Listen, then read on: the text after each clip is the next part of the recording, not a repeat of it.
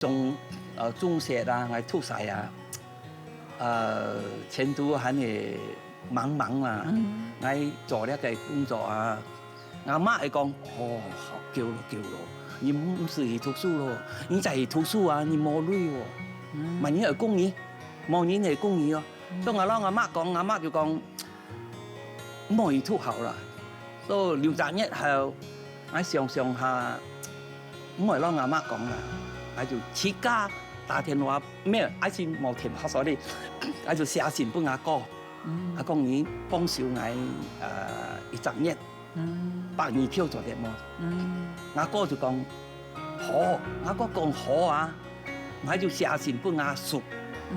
阿叔一答應我，我講你1日掙我100票錢，100票錢就叫我係讀3年diploma，讀天氣。呢2年答應我啊，阿老你講啊，差唔多我教出來啊，真嘅，因為你冇讀書啊，家讀書差唔多要多少錢啊？1年？你愛去吉隆坡哦，吉隆坡因為4年嘅學校哦，4年嘅學校啊，你冇是500塊錢啊，你唔得嚟生存啊，你要租房間呢，啊，所以我冇騙咯。我叔答應我，我哥答應我就220票，冇乜嘅叫了。我就去吉隆坡因為有得閒教補習咯。你的念書成績好嗎？做得講好啊。可以教別人哦。冇辦法咯，你愛累啊，你愛想辦法賺錢。想辦法嘛，3年啊。我3年要讀晒啊！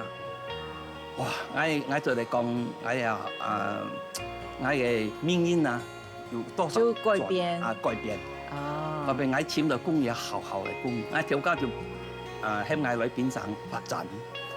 發展啦，過後經濟唔好喎，唔好我就冇做咯，呢個工冇做咯，就出嚟做 salesman 咯。賣乜嘅？賣東西咯。賣嗰啲機器嘅spare part，機器嘅spare part咯。啲工廠啦，譬如摩托羅拉啦、Intel 啦、AMD 啦，工廠一笪工廠而賣東西咯。賣下，上下我有機會咯，又有人家嚟支持我咯。我就撈佢講我做啲小生意啦，我很記得。